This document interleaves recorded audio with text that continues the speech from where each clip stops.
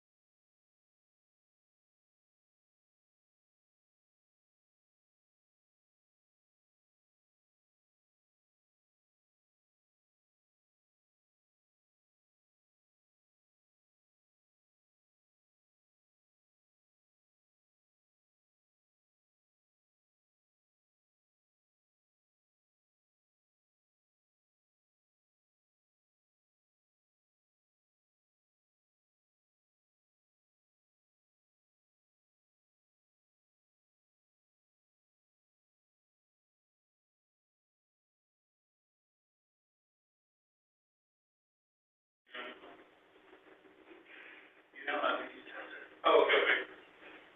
Hi, I'm here. Can y'all hear me?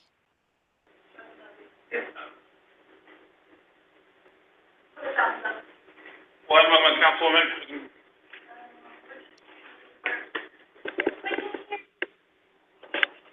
Good afternoon, Councilwoman. We can hear you just fine. Can you hear us? Yes, I can. Okay, fantastic. Awesome. We can see, we can hear you. You can see us in the wide shot. I sure can. Beautiful. All right. All Good. Yeah. right. Awesome. I'll unmute myself later. All right. Thank you, Thank Councilwoman. you. Thanks. I wanted to see if that's the headset I recommended her. Do you still need to test further? Do you want me to mute it out or?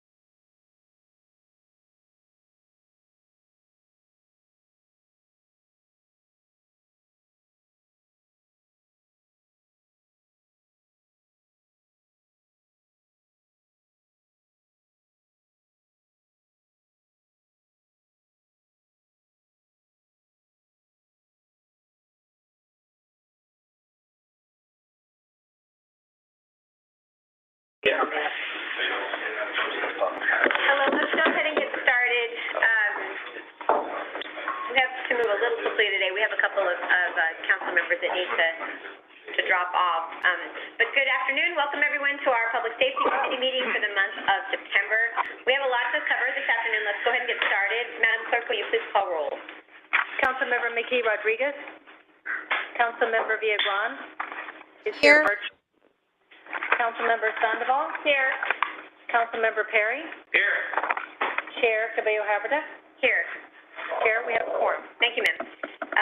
Thank you, of course, everyone, for being here. And in addition to the approval of last-minute meetings minutes, there's 2 items for briefing and possible action, and 1 item for briefing purposes only today. Members, you're going to have 5 minutes. I'm shortening it today because we have limited time to ask questions and 3 minutes for follow-up. Today we'll be discussing 2 grant applications, a grant from the Department of Justice to support the Child Welfare Strategic Alliance Program and the Comprehensive Selective Traffic Enforcement Program, or STEP, grant from the Texas Department of Transportation. Our last item for briefing and action will be an update on resiliency hubs and the city's hazard mitigation plans. Lastly, we'll hear a briefing on the San Antonio Police Department's procurement. So let's get started. Just want to make sure, IT, can they use the computer to buzz in? Somebody, anybody? We will need a voice vote.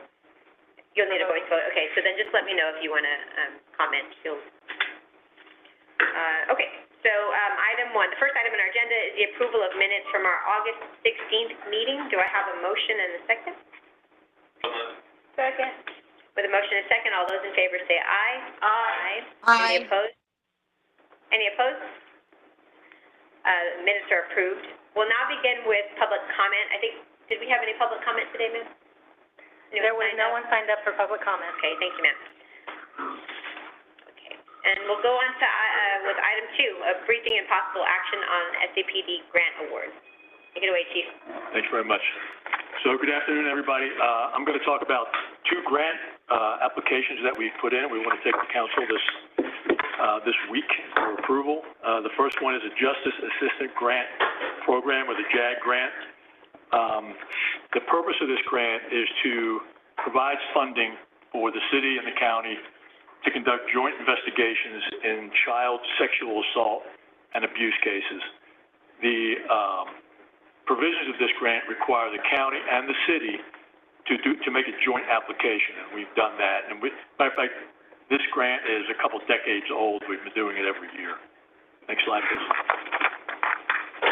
So assigned to the Special Victims Unit, which investigates sex crimes, are 23 detectives. The JAG grant funds for 2 of those detectives.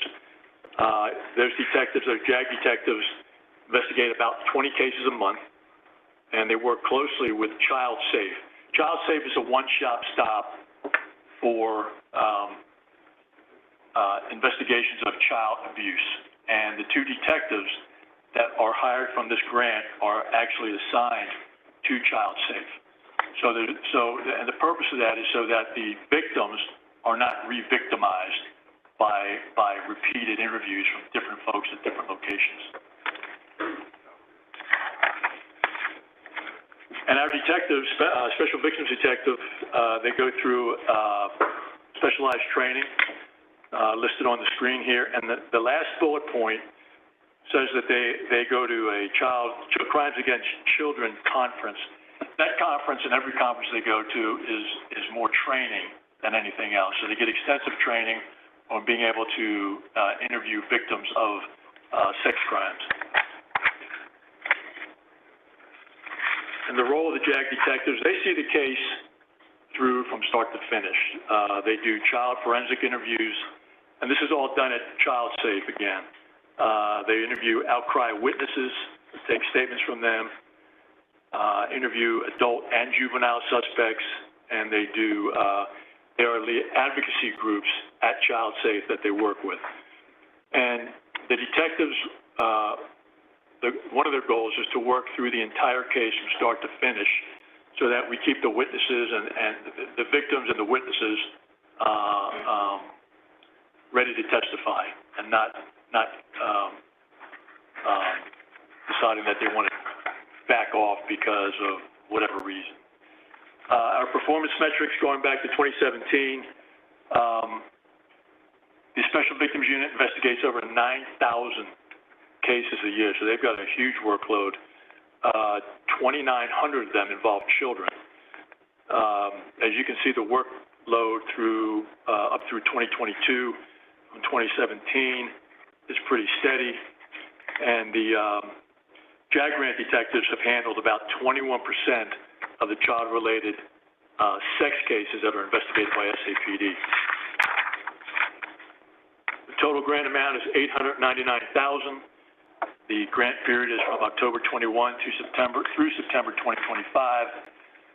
Bexar County gets 60% of the funding. They are the administrators of the grant. Most of that money, or all that money for the county, goes to special courts, to the DA's office, adult probation, juvenile probation. Now, the acceptance of this grant is scheduled for this week at Council A session, and we'll be bringing that to the A session for approval. The next one is the TxDOT Selective Enforcement Grant, or the STEP grant. We've been getting that grant for about 20 years now. The purpose of the grant is simply to enforce traffic regulations to make it safer on the streets and the highways. Not only, though, do we enforce for compliance, we also do community outreach, make presentations, and so that enforcement is not our only tool in enforcing traffic laws. So our traffic unit right now is comprised of 100 sworn officers, to include supervisors, sergeants, lieutenants, captains. If you look at our STEP grant enforcement back since 2018, I want you to notice one thing on the metrics here. So if you look at 2018, you'll see that our citations, we wrote about 11,000 and just about 2,000 warnings. Back in 2019, we wrote 3,000 citations and 7,000 warnings. So what happened there? If you look down the row, you'll see that citations has increased every year, and warnings have increased every year, and citations have dropped off. And that's because the state has allowed us to write warning citations as opposed to nothing but tickets. So on the next page, TxDOT pretty much tells us where to go to run these operations, and the circles that you see on the map are areas that need attention as far as traffic violations go.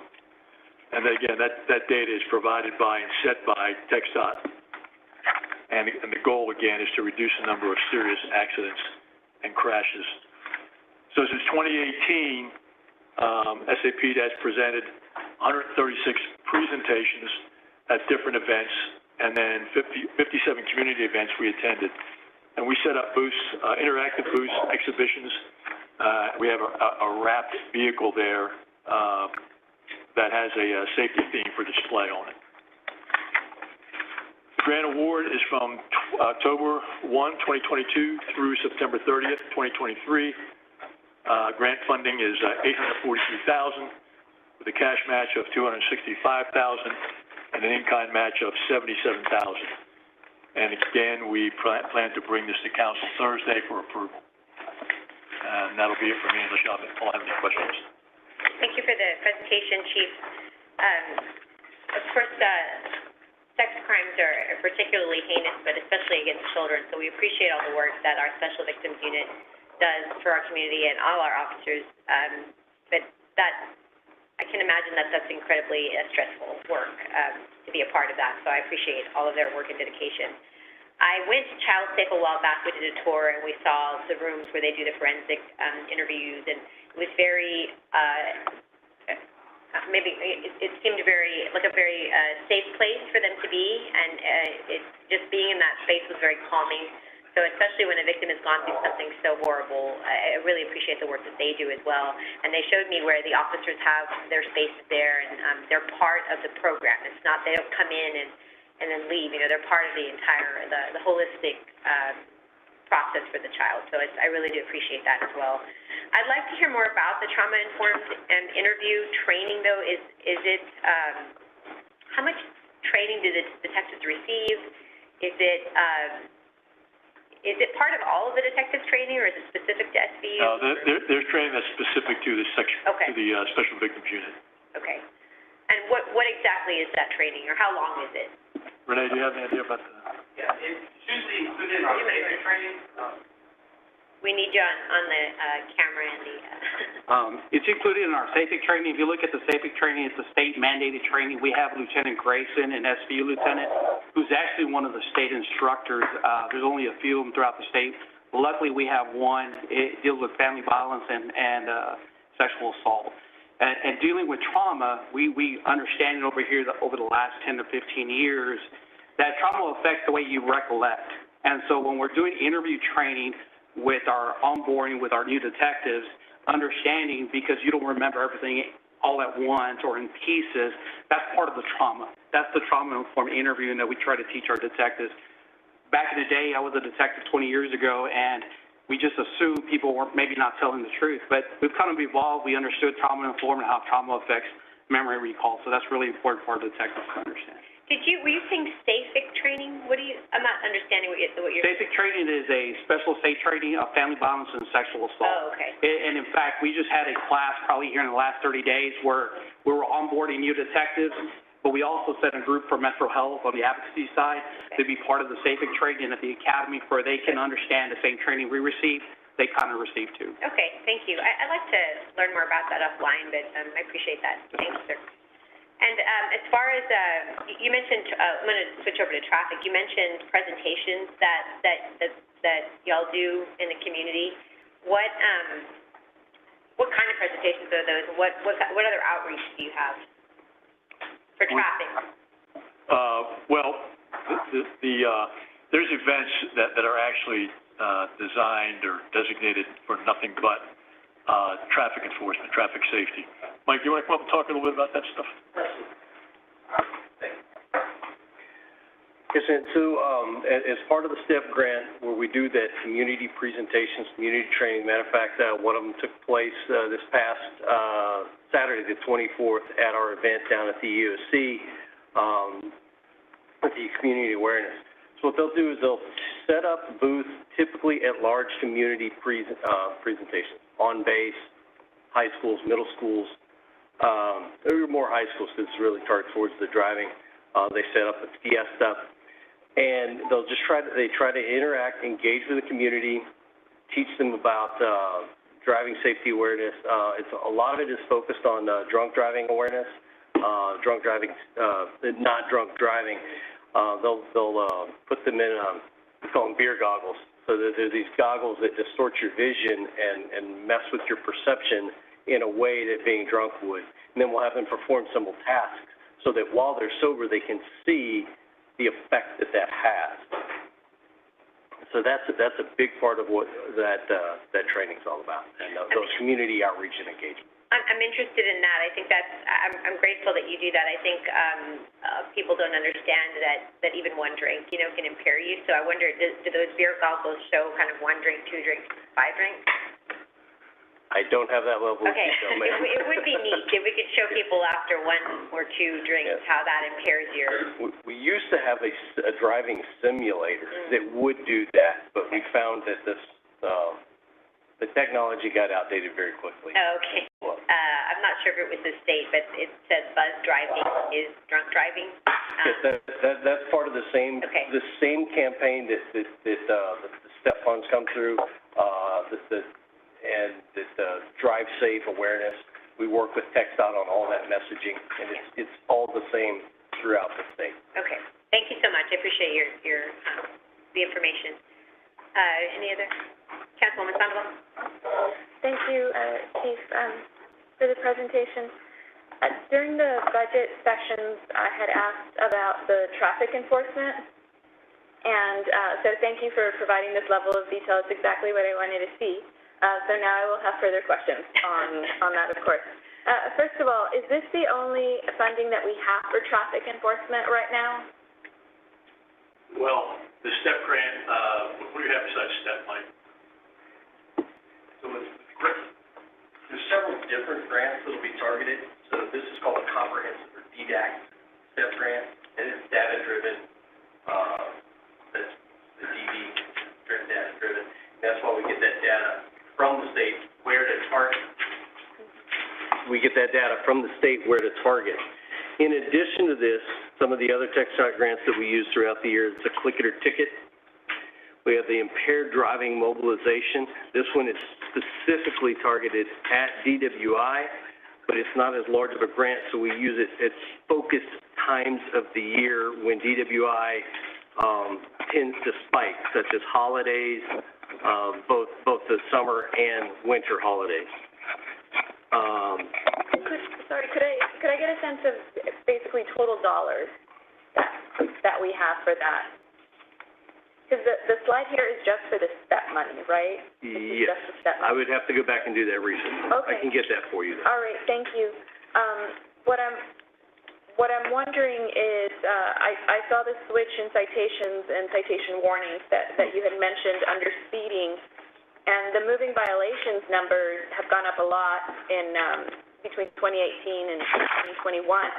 But the three in the middle, distracted driving, seatbelt, and child restraint, like they're completely different now. They're, coming from the thousands to the hundreds, or even double digits in some cases. So I guess I'd like to know, are those being covered, are those types of offenses being covered with other funding, or maybe they're being reported as moving violations now? I'd hate to think we're no longer, looking for distracted drivers. Mike, let me take it. Go ahead. Yes, ma'am. No, so the way so we've got a database that the officers working all of these grants utilize. And it breaks it down into those categories because those are the categories we report back up. So the categories haven't changed and the enforcement hasn't changed. We hope that some of our messaging and that outreach and the fact that we're writing citations has changed public behavior, therefore reducing the need to write child safety seat violations or seatbelt violations because people are actually complying with the law. That change you see in going from a lot of tickets to a lot of warnings, a lot of that happened with the goal is contact. How many individuals we stop and try to change their behavior. So the state looks at us and uses a bar of 2.5 contacts per hour. So that's one of the things, when you see this replaces about 12 traffic officers, I think it's actually more exponential than that because a traffic officer is going to divide their day up with many activities. Traffic enforcement, being out on I-10 right now, diverting traffic around the gas main leak. So these are concentrated on getting 2.5 stops per hour, and that is all they're focused on during that time. Okay. In terms of distracted driving, I believe the state passed their statewide ban on cell phones.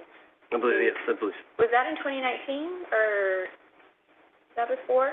I'm just wondering if that contributes to this too, because based on my unscientific observations, right, when I drive, I would find it shocking that it's dropped that much. I would say it's even increased when I see people doing this, using their cell phones. So.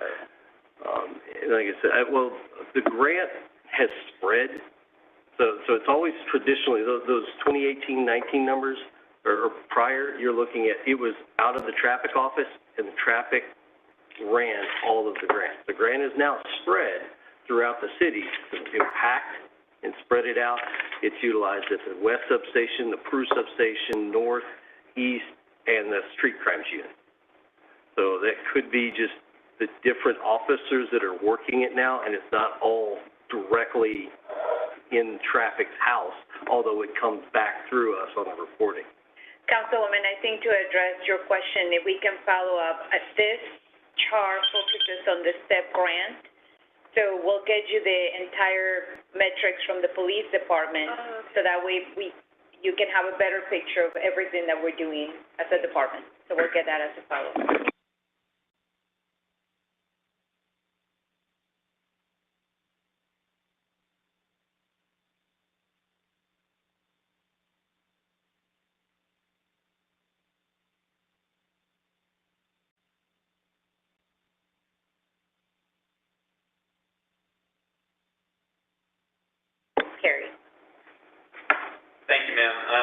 Chief, back on the statistics on the victims unit, page 7. See a lot of numbers there, 17 through 22. And you said that they investigate over 9,000, of which approximately 2,900 involve children. But then there's a step down. Is that per year, is what you're saying up there? Yeah, okay, each year. So from 9,000 down to 2,900 down to, like in 2020, 303. What does that mean? That we investigated 9,000 of them, but were only arrested 303? No, Councilman, if I can just say real quickly, so the Special Victim Unit investigates 9,000 in total. There are 2 detectives that are funded through this grant. The workload of those detectives is what you see on the chart below, the 300, 278. Okay, I got you. All right. Out of these detectives in 303 in 2020, how many of those were actually prosecuted? We're going to have to get you that information. We don't know that offhand. Yeah, I'd like to know by year how many of those cases, with these 2 detectives funded with this grant, how many of those cases that you have listed there were actually prosecuted and convicted? So if you could give me that, that would be great. On slide 12 of the STEP program, I too am confused about what these numbers represent. And if it's, looking at the numbers going across the board, 2018 is far in excess of what the following years are in all the different categories, except for the speeding one up at the top. And I too am concerned, what is this telling us? I still have a lot of complaints in my neighborhoods and across the district in each one of these categories. And I guess what I'm saying, to me, these numbers are suspect. I've got a concern with seeing these drops in the numbers going across the year. Are we really saying, are we really touting that these programs are working and therefore we have fewer citations, whether they're a ticket or a warning? I'm not comfortable with that. So I'd like some more detail and some more information coming. What do these numbers really represent, and how does that compare, like you said, Maria, across the department? And these numbers look funny to me. I'm just going to leave it at that, Chief. So if y'all can get back with me, that would be great. Will do, Councilman. Other than that, I don't have any further questions or comments. I'd like to make a motion to move both of these grants to the full City Council next available time. Second. Thank you. We have a motion and a second. We'll go over to Councilwoman Viagran. Thank you, Chair. So my first questions will be about the JAG grant detectives. Like Councilman Perry, I would like to see the county results from the county. I mean, we see that the detectives, the grant-funded detectives are handling yet less, but I know that could mean that maybe they're being caught by other detectives. But I do want to see with the funds that the 60% of the funds that the county is getting, how many are being prosecuted, how many are being how many of the children are getting protective orders and these people staying away. And do we know the timeline that the county is going to do to take up this vote? Are they waiting for us to approve and then they'll? Maria, do you know? Councilman, I don't know if they take a vote through Commissioner's Court, but they are waiting for us to have our council approval to move forward with the grant. They are the fiscal agent of the grant, So they need the approval from the city to move forward with it, but we'll get you the date. If there's a day that the commissioners court will take this up. And some of my colleagues may know, I've already had 2 town halls, and the chief has gone and had a town hall in District 3 for 3, 4, and 5. And I think it's important where this grant is concerned that we get that result from the county. As we move on to the traffic enforcement, on slide 12, it mentions that this provides overtime funding for over 14,000 enforcement hours. Is that the outreach, or is that actual monitoring of what TxDOT gives us as the hotspots?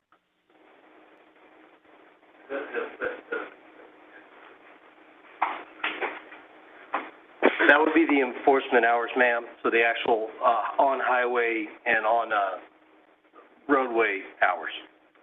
And so is this outside of traffic's normal work hours?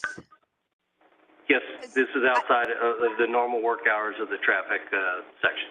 Because traffic they don't normally work that T shift, right? Or I mean that dog watch shift, do they?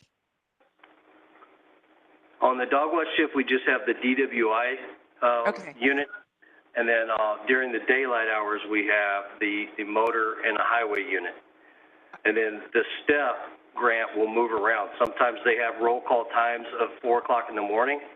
Sometimes they have roll call at 5 in the evening to go later. So we move them around constantly to try to have the most impact, and change our locations and change where we're working in.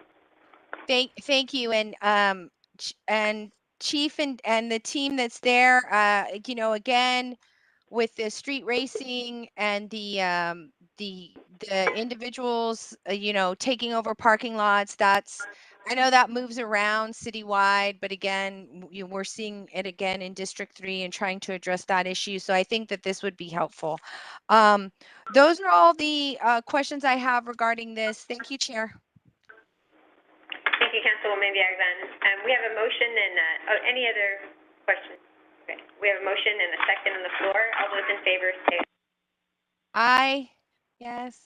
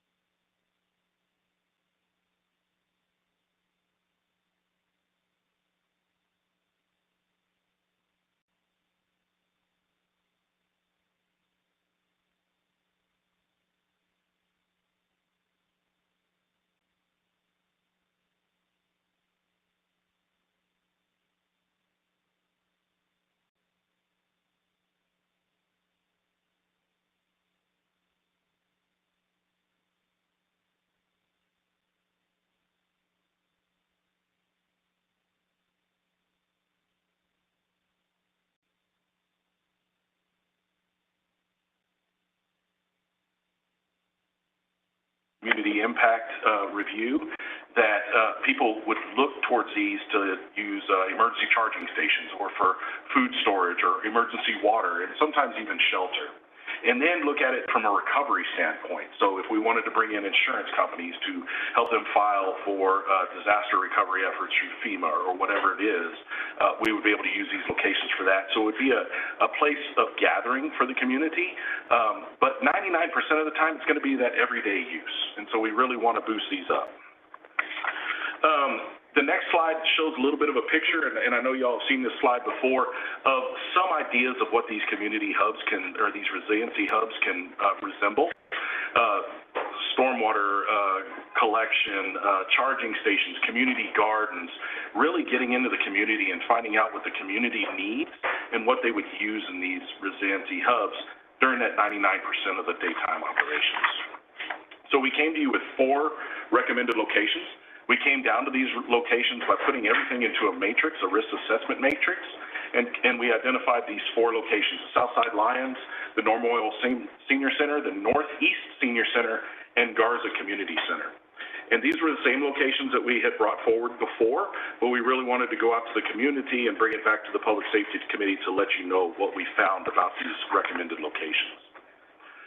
So in the community engagement, first and foremost, I really want to recognize our EOC staff who went out and worked with everyone's offices and all the council districts, and they were able to attend meetings or do presentations in all but one council district, in Council District 9, and that was not for a failure of trying. We just had a lot of cancellations that came about with that. But every council office received the information on the survey, and actually we went out to 42 different community gatherings in the community, and so I just want to thank them for that. They did a tremendous amount of work on that and working with your offices. But we were really focused on looking for 2 things. Number one, would the people use a community hub or a resiliency hub if we stood it up? And then we wanted input on the proposed locations. And so I know we had a lot of conversation last time I was here presenting this. So we wanted to go out and see what the community thought. So in the survey results, so there was an online survey. We had 71% of the people that took the survey agree with the 4 community centers that we identified as resiliency hubs. But we also had a 29% that disagreed, that offered other suggestions. And so you see the top 4 suggestions there. The Alamodome, the Convention Center, we try to really reserve those for large disasters if we would really need to house people from the city of San Antonio if something happened in our community. The Walker Ridge Senior Center was put in. It's a very new location. And then Ella Austin Community Center, which is on the east side in District 2, which we did have conversations with Ella Austin. They did receive some bond funding. It's a very old building, but we are continuing conversations with them right now that maybe they could become a future resiliency hub and leverage some of those funds to make them a more hardened location. So overwhelming, the majority were good with the locations we had. Just to show you a little bit of a cross-section of all the demographics that participated in the survey, we had a very good result across all districts. We had a very good result across all age groups. So we really feel like we captured a good cross-section of the community through our community engagement efforts. In the results, we also asked them their top 5 reasons that they would use a resiliency hub, and you can see the reasons here. Most of it is for sheltering or disaster relief type efforts. And then what they would not use a resiliency, so they would be afraid of overcrowding, they have family or friends close by, so why you would use it and why you wouldn't use it. And there were very interesting comments in there.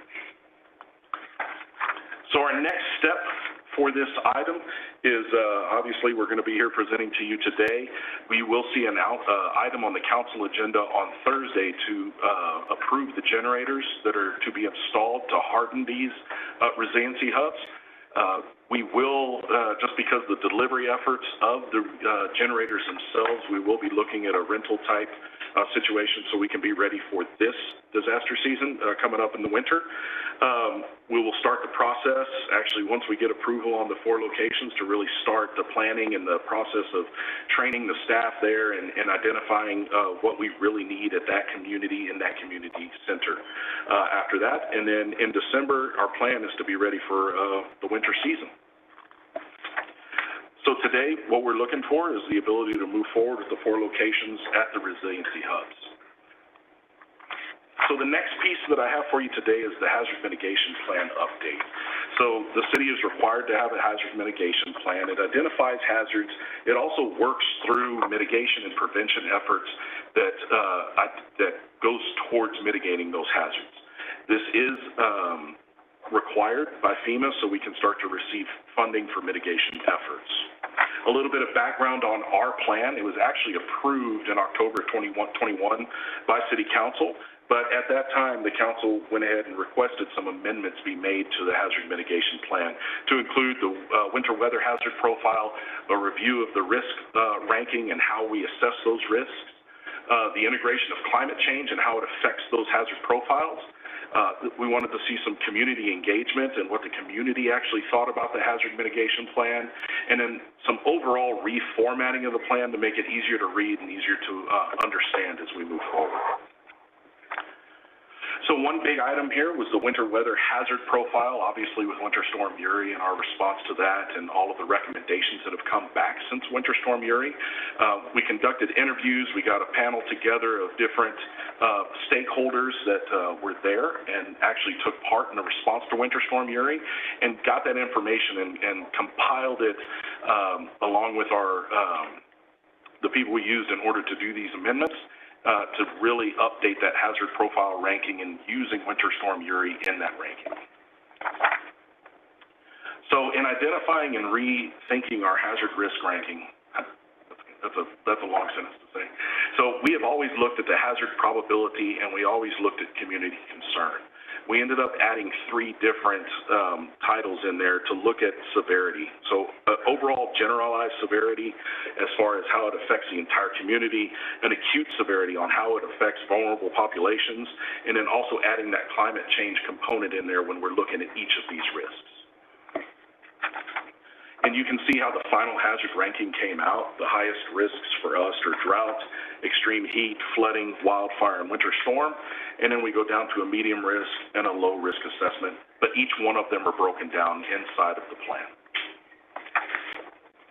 So climate change integration, Hagerty Consulting Group also got with the Office of Sustainability and some climate change experts at UTSA to really bring forth in this plan how climate change would affect the different hazards and the risk assessment that goes along with those hazards, and also come up with some mitigation efforts and some prevention efforts along in those hazards to incorporate climate change in there.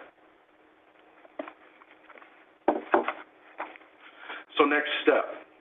If we are able to move forward from here, we would send this to the City Council for approval. Next, it would go to FEMA and the Texas Department of Emergency Management for their review and approval. And then we would start the planned maintenance process, which is required for the 3-year review to start in 2024. And then we have a 5-year revision that goes after that. And then the staff recommendation would be to forward this to full council for approval. I'll be open for any questions. Thank you, sir. Appreciate the presentation. I'm looking for the slide with the map, but I do have a concern that there's not a proposed resiliency hub more west or southwest. If you pull up, I think it was slide 4. Okay. It looks like that kind of southwest area, the green and pink. I guess it's 4 and 6. It doesn't seem as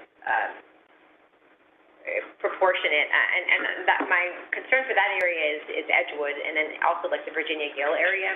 Sure. There's also communities, these are also communities that have transportation issues.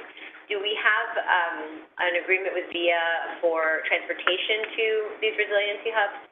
Yes, ma'am, and that is one of the components that we always look at is transportation back and forth. Okay. And that was on the survey that we sent out to the community to try to assess those needs when we were looking at these. And just a reminder on how we came up with these is we put them all into a risk assessment based on what opportunities they already had at the resiliency hub and tried to space them out as well around the city with ones that came out with the highest ranking. And so this isn't the end of the project. This is a humble beginning, I think. But I think we're really on to an idea that can help our communities, but we have to space them out as best as we can. Agreed. I'm excited about this. I think it's, if you look back and if only we had these back at our winter storm and even this last summer with the heat. Yes, ma'am. So it's no time like the present to get this stuff in programs engaged for our community. I did notice, though, in the surveys, it's that I think it was 4, 5, and 6 had the lowest participation, and sure enough, they don't have a little circle in their area. So that's why participation matters, community. But I guess so. You're right. I mean, it's the beginning. My next question was going to be why only 4? Do we only budget for 4? But is it just the beginning of the program? So council allotted $1 million to work towards this project. One of the biggest needs at each one of these centers was a generator. obviously, so we could have power at them. Yeah. And they're quite expensive. And so with the 4, we've been able to, expend the allotment that we have. And that's not saying that we're not gonna come back and ask you for more at a later date or try to, work with nonprofits or churches. We've had a lot of interest in this program, but this is a good way that we can at least start and then build off of what we learn as we go. Okay, so that's what $1 million buys you. Yes, ma'am. All right, okay, I got it. Well, good. I mean, it's better than, I would, of course, I would like to have 10 all over the city, but I think this is a really good start. On the hazard mitigation plan, did our utility companies get involved in assessing the risk?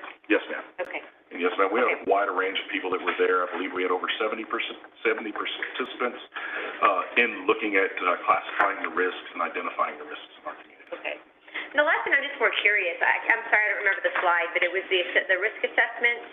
I was surprised to see we have wildfire as a high risk. But maybe you guys just do such a good job of mitigating that hazard that I don't hear a lot about it. Thank you. So yes, and actually towards the north side of the city, we really have the definite wildland-urban interface that happens along that northwest corridor of the city. Our grass and wildland fires are up actually over 100% in the city this year, just because we've been so dry. Yeah. So wildland's always a major concern, and then when you take Government Canyon into account, it's a major concern for us that we have to pay attention to in the future. Government Canyon is in my district, so yeah, that's a good point. It's a big natural area. Also, I imagine around Camp Bullis, like that sort of direction anyway, there's still a lot of... Yes, and we actually had a big fire out at Camp Bullis this year, and that gets a little interesting when you're rolling through those fields. Yeah, okay. So those are all the questions I have. Councilwoman Sandoval? Thank you. So the agenda memo says, forward the hazard mitigation plan to the council for approval. Is that? Yes, ma'am. It would be the amendments that we've made to the hazard mitigation plan. Okay. The plan's actually already been adopted by council. It would be the amendments that they asked us to bring forward. Okay, so moved. Thank you. Second. But I do have, now the purchase of the generators is already on the agenda for Thursday, right? Yes, ma'am. So you're not really asking for action on that. In terms of the locations for the Resilience Hub, I guess when do we approve that, or is that an administrative decision? I would defer to Maria on that. I believe that we've already made those decisions and just looking at city-owned facilities that we would move forward with that, but did you have anything you wanted to add to that, Maria? Councilwoman, so we propose the locations based on that risk assessment that we described. Of course, the city council has the ability to request that adjustments be made. What we recommend as staff is to continue with these 4 locations because of the planning that is needed to acquire the generators and to get them ready for this winter season.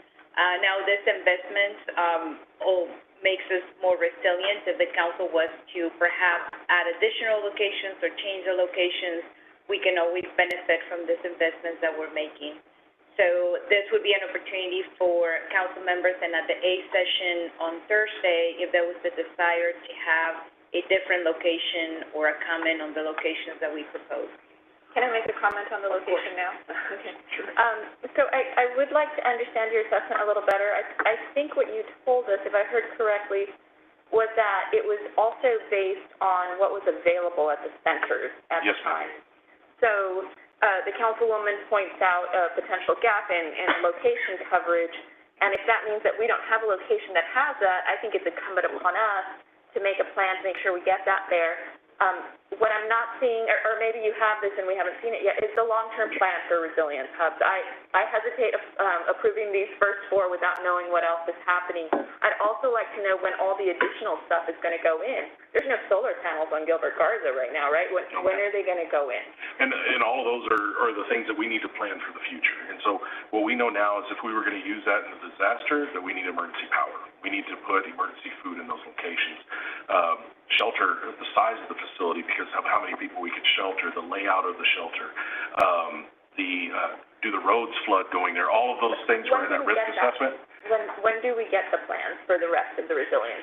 And that's what we need to get out to the community to figure out is what is needed at that center and what is needed in that community, or what they would identify is needed in that community so we can try to provide it there. And Councilman, to add to that, you may recall that we had a discussion at this session about a resiliency plan for the city. So that is something that we're gonna embark on getting a consultant to help us. That work will be happening in 2023. So at that point, the larger conversation on the resiliency hubs will take place. So once we have that consultant on board, we're coming back to the full city council to get your policy direction on what needs to be included. So that will be packaged with that larger conversation on resilience, on a resiliency plan for the city. So this is a just for now? Yes, ma'am. Yes. Okay. We just want to be prepared if we were faced with another event, that we are prepared to provide shelter and a place for the community to go if they need assistance. And these are natural gas generators right now? The 4 of them that we're looking to put in, yes. So what's the plan for the natural gas? Like, where will that come from and how much will be stored?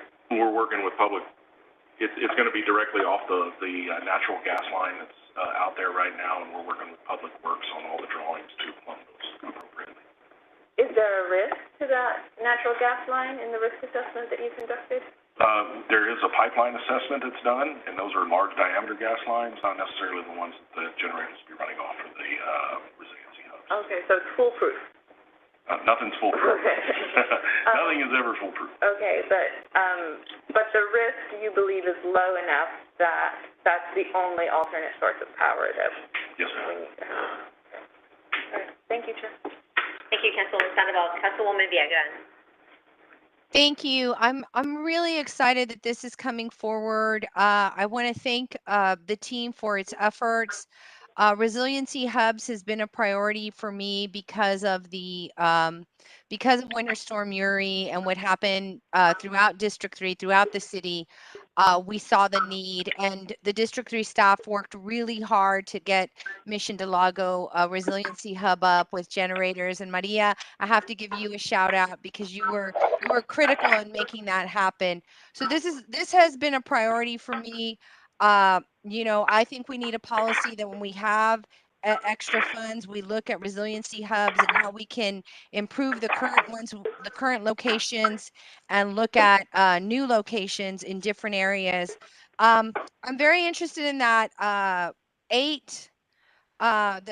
slide 8 with the survey results for why they wouldn't use a resiliency hub. I think Southside Lions is a great example of where we can look at creating pet accommodations and work with our nonprofits and our agencies out there that help pets, because we do have the dog park right there.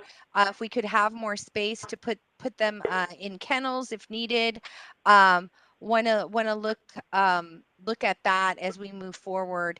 I also think that for our seniors, we really need to know that they are understanding of where they can go. And that's, so are we providing all this information in English and Spanish to the residents?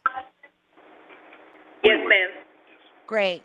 And I think moving forward with the 4 locations, looking to see what grants are available to address these concerns. That hub location is not close enough. I think we need to look at that also and seeing where that response came for and if we can get more information there. And then the second question I have with the hazard mitigation plan is as we look at more severe weather, and I know you brought in experts, but are we looking at if our low risk and our medium risk kind of come together, like we have the expansive soil and then we have excess pipeline failure, how are we planning for that? Because I think if a medium risk and a low risk combine, then we're back to our high risk, and do we have a plan for that? And so, Councilwoman, I can tell you that's a nightmare for any emergency management, entity where we have what they call cascading events, like in Winter Storm Uri. And so, yes, we are looking at how those cascading events develop, and if we have to combine two in our response, we absolutely could. What the hazard mitigation plan really looks at, though, is the mitigation and prevention efforts beforehand. And so there's 131 projects actually that are outlined in the hazard mitigation plan. We've completed some are in process, some we would be looking for funding in the future to complete. But it's really the prevention efforts towards those different risks that we look at. The response is something that we deal with as they come about. And Councilwoman, also some context, the ranking is based on historical events. Yes, ma'am. So it's looking at many years of history in San Antonio, and that's how the ranking comes about. Thank you, Maria, because I think, this summer with the wildfires, especially in District 3, was a concern, and then what was happening outside in some of our rural areas in the southern sector were really causes for concern as the development came. So I'm glad to see that there at the high risk. That's it for questions for me. I look forward to moving this forward and working with y'all to address the top 5 responses of why they would not use a resiliency hub. Thank you. Yes, ma'am. Thank you.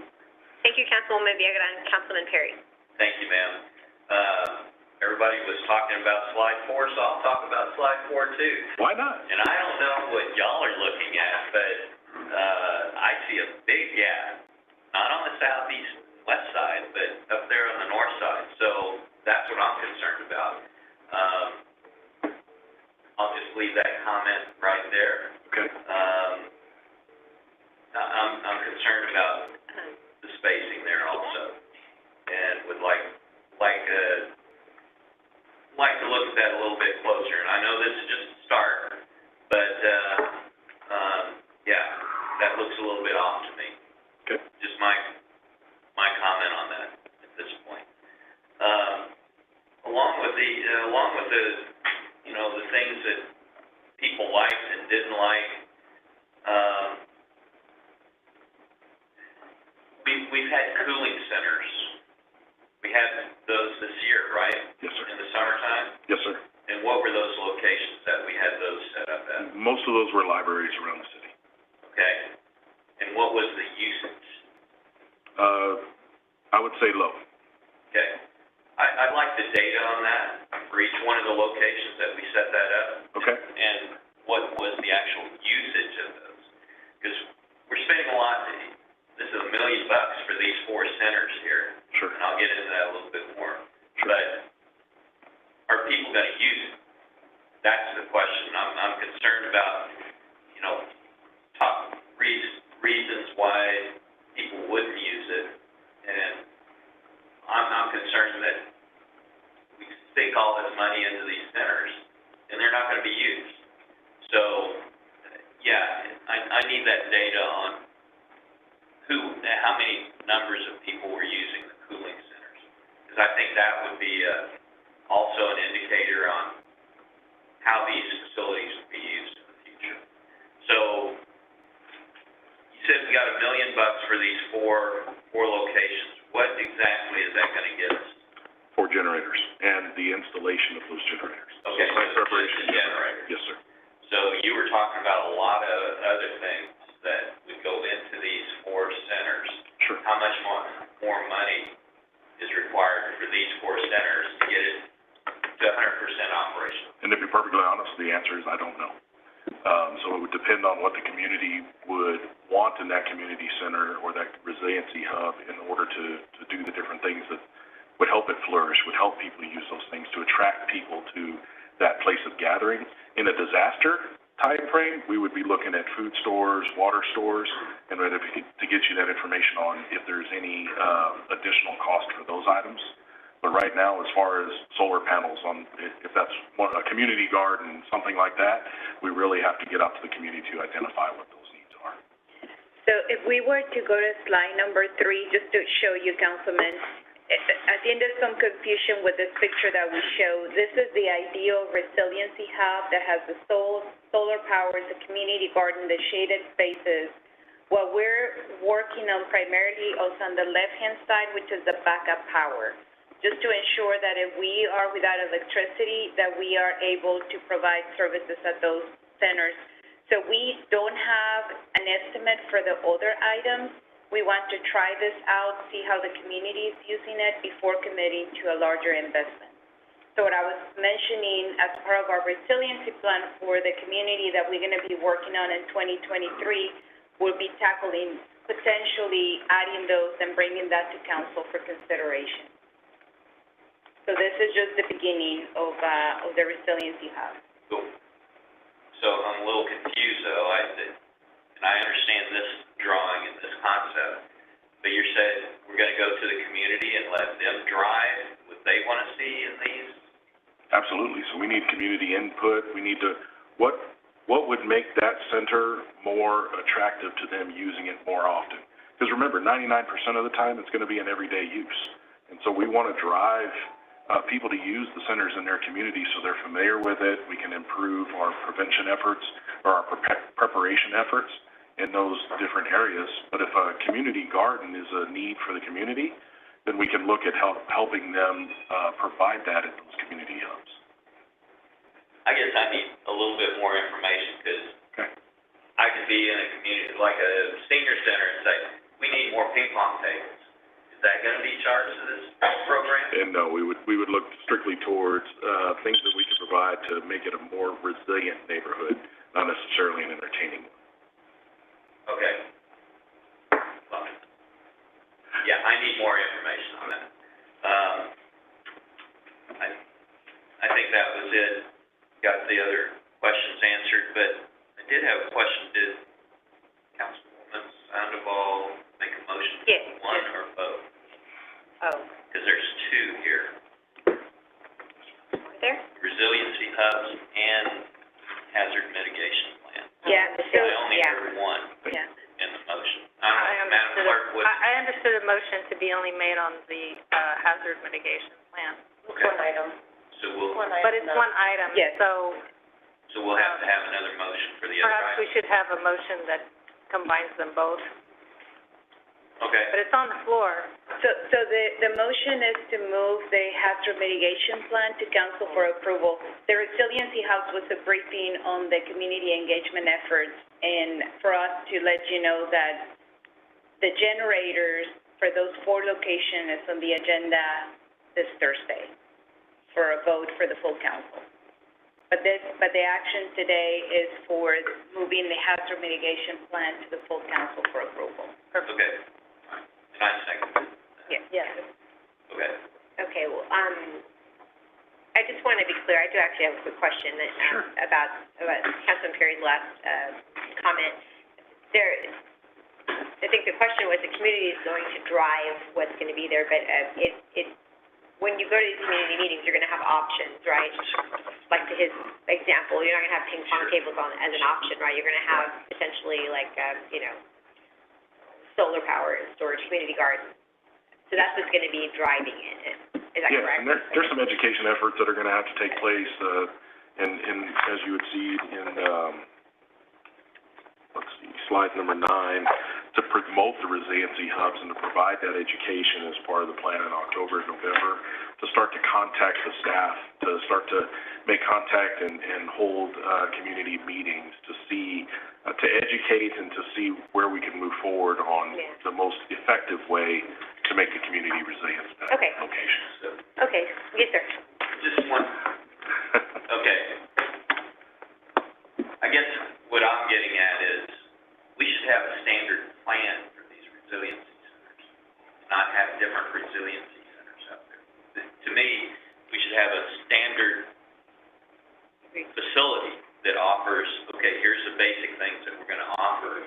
Not really leave it up to the community to say, here's what we want to see at our resiliency center. I think we'd be going off in different directions all over the place and spending different amounts of money at different hubs. I I got a problem with that, I guess. I would I agree with say you. we really need a standard plan. And we'll do that. Okay. We'll develop that. Good point. That's all. It's a good point. Okay, so we have a motion on the floor. All those in favor say aye. Aye. Okay, I see, visually that Councilman Villagran saying. Villagran. Yes, aye. Okay. Any opposed? Motion passes. So Thank you we'll very move much. on to item 4, briefing on SCPD procurement.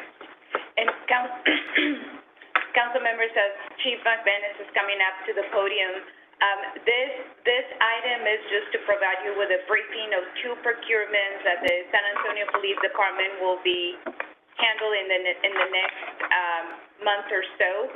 This is not for action, it's just to give you an opportunity as the Public Safety Committee to ask any questions that you may have about these 2 very important procurements for equipment for the San Antonio Police Department. So, Chief? Good afternoon again, and thank you, Maria. So I want to talk a little bit about handguns. The handguns we have right now are coming to the end of their lifespan. Back in 2013, we purchased the Smith & Wesson .40 caliber pistols that we carry now. And not only does San Antonio Police carry them, but Airport Park and the arson detail with the fire department also carry them. And they are due for replacement in early 2023. And we intend to replace those our current handguns with a Smith & Wesson, and the big change here is a 9mm round as opposed to 40. So in 2021, the Labor Relations Committee, based on information that they received from experts at the range, decided that the Smith & Wesson 9mm would be the weapon that we would go to beginning in 2023. They looked at the caliber, the manufacturers, the accuracy ratings, and ease of use, and the reducing malfunctions, and all those factors played into LRC's recommendation that we go to the Smith & Wesson 9mm. So 9mm is the caliber most used in federal, state, and local law enforcement. As a matter of fact, San Antonio is currently the only major city in Texas that's using the .40 caliber handgun. Officers will be given, as they were before, the option to purchase their on-duty weapon. About 2,300 officers are projected to purchase their weapon, and that will offset the price of the new weapons. Weapons that are not purchased by officers will be destroyed. And at our first in-service training in 2023, the new weapons will be passed out, and there'll be an 8-hour training block that's required before the officers are permitted to carry them. We're looking at 2,800 weapons for the police department, SAPD, 200 or so for the Parks Police, 60 for airport, and 31 for the arson detail with fire. The estimated cost is $2.1 million. The projected offset is $508,000 from the Officer Retention Program. The net cost would be $1.6 million. That would be available in the SAPD's general fund. And on to the next presentation, our in-car video. Like our handguns, the current Coban system that we have is near its life's end, and they need to be replaced. So we're working with ITSD, that's why Craig's here today, looking at a new cloud-based system. And the cloud-based system, let me talk about the current in-car first. So vehicle-mounted cameras, we all know what they do. They show everything that's in front of the vehicle that's happening. But they're also used in prosecutions, they're used for training, It fosters accountability, as do the body cam videos. And then the challenges with the current system that we have is that right now the monitor that we use, that officers use to have to tag the videos and log on is about a 6x6,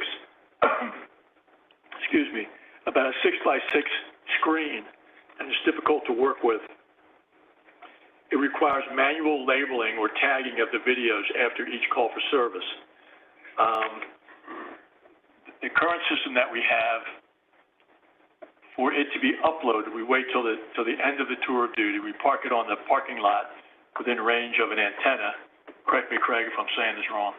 Within range of an antenna, and the information on the hard drive uploads into the system. With the cloud-based system, it doesn't work like that. The cloud-based system uploads all day. It doesn't need to be parked at a substation in order for the information to be uploaded on the hard drive in the Coban.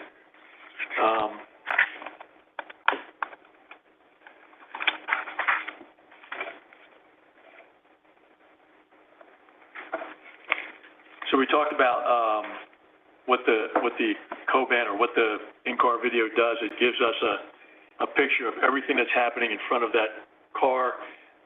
It gives us the ability again to unload the video prior to the shift's end, and it auto tags it. So instead of an officer having to manually tag the video after each call, it does it automatically, eliminating human error. So both the handguns and the in-car video presentation are for briefing purposes only, and we will bring both of them to City Council for consideration in October. And I am available for questions. Thank you, Chief. I just have a quick question about the cloud system. Will officers have an opportunity to give input on the cloud system, how it's working? On the handguns? No, on the cloud system, the video. Yes. Okay. Yes, we had a technology team that is working on that. Matter of fact, they're here today. Okay. And officers that are out there on the streets, they're giving y'all Yes. feedback. Okay. Yes. And then does the cloud-based system need Wi-Fi to upload, or is that why you don't need to be near a substation? Yes. Okay. So when they're out in the field, they won't have Yes. issues with any of that? Okay. All right. Thank you. We'll move to Councilwoman Villarreal. Thank you. I'm glad to see the cloud storage. That's so important nowadays. One thing I'd like to see, and I'm glad Councilman Cabello Havrda asked those questions. I think sometimes ITSD makes decisions about programming and uses, and they don't take into consideration the user. So I'm glad to hear that a team is part of it. I want to make sure that I think we need a system that doesn't overpromise, but I don't think we need something that's so outdated, that will be outdated by next year. So I just want you to take that into consideration, because there are things that ITSD has purchased where I was like, I would have thought a little more before we got that system. So I'm glad to hear that the team is going to be there, and that we'll have the best technology for our officers. Can we also get in the next evaluation in terms of what sort of cost this would include to do the uploads and tagging or the auto tag? What sort of cost this would be for the new substations coming out in if there will be a cost for the new substation in the south or the downtown sub, or if the cost will be less because we won't need as much of the Wi-Fi for that end of shift massive download that they used to do. So if I could get that information next briefing, thank you. Yes, ma'am. Thank you, Councilwoman Villarreal. Councilman Perry? Yes, thank you, ma'am. Chief, your bullet says that we're the only major city in Texas using a 40 caliber. Why is that? I mean, was everybody using a 40 caliber at one time, or did San Antonio just go in a different direction than all the other cities? We went to 40 caliber, well, we had it with the Glocks prior to 10 years ago, but this is the first time we've we go 10 years and then we renew the weapons, we replace the weapons. I don't know what other cities were doing with, but I know most of them carried 40 caliber. I don't know when they switched. Okay, so somewhere in between, everybody went to 9mm. Sure. Okay, all right. And I see on slide number 5, we're giving officers an opportunity to purchase their own weapons. But Correct. the last one is that those that aren't purchased are going to be destroyed. Haven't we sold those in the past? I don't believe we sold the last batch when we did it 10 years ago. Anybody remember? Last time. Hey, Councilman Bobby Blanton.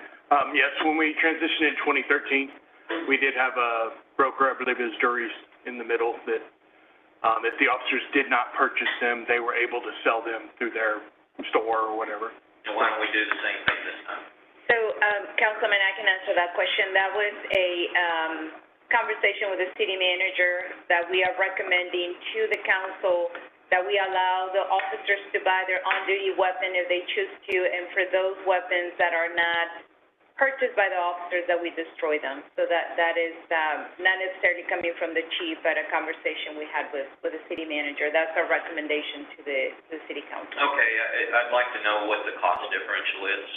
You know, how much is it going to cost us to destroy them versus how much could we make selling those, just like we did last time. Sure. So we'd like to see that. All right, this in-car video system. So this is cloud-based. I'm looking over at Craig. It's cloud-based, but what we currently have is like a hardwired in-car system, right? What we currently have? I was going to let Chief answer this, but I'll get you on this. Today, it currently works is the vehicle collects data through the day. They pull into the station. They sit under a roof. The data uploads basically to an antenna system at the station, and then it goes to servers that we own in the city in our data center, and we manage all of that ourselves. And so that today, the officers then need to go into our servers, tag the videos and so forth, and then put it in storage wherever it needs to go. In the new system, like the councilwoman asked as well, they have what's called a cradle point system in the vehicle already.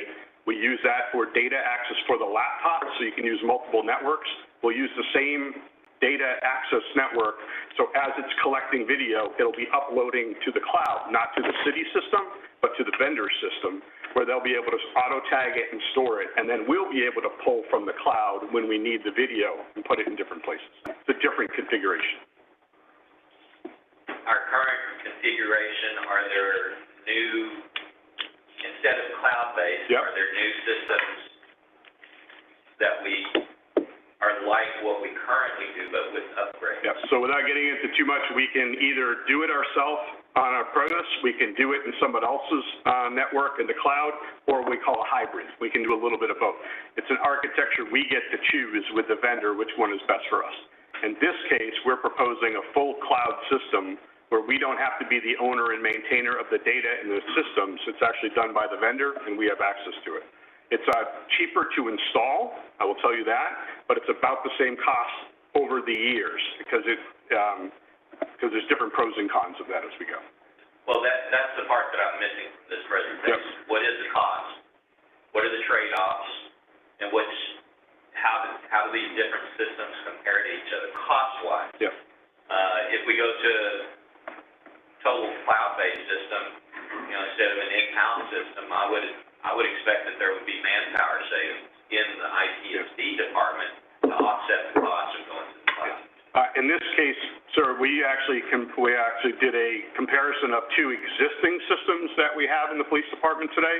We didn't go out and search all new systems all over, and so we were able to see comparable costs in either one of those. But to your point, well, we can lay out the costs for you. Yep, I think that's important for us to take a look at before we go any further with that, or come back to this body to talk about costs. That's all. Okay, thank you, Councilman. Making sure. Oh, one more question. Go ahead. Will this system be real time, that somebody can be seeing it like in the police, in the station itself, be actually reviewing what's going on in the field, real time? Yeah. Want to go ahead? Go ahead. Yeah. Hey, Councilman. Jesse Salome. That is an option in one of the packages. That's something that we will look into, but it is an option that is available, and that's going to be a discussion amongst the labor relations, our technology team, to figure out what works best for us. Okay. Of course, I'm sure that costs more too. Yes, sir. Yes. All right. Well, that's what I want to see. I want to see all this stuff that y'all are considering in a cost package, comparing and contrasting. Great. That's all I have. Thank you. Thank you, Councilman Perry.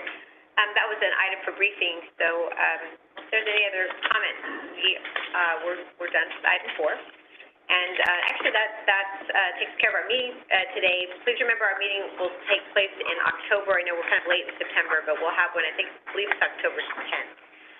I look forward to continuing this work with all of you. Our meeting is adjourned. Thank you. Thank you. Thank you. Thank you, ma'am.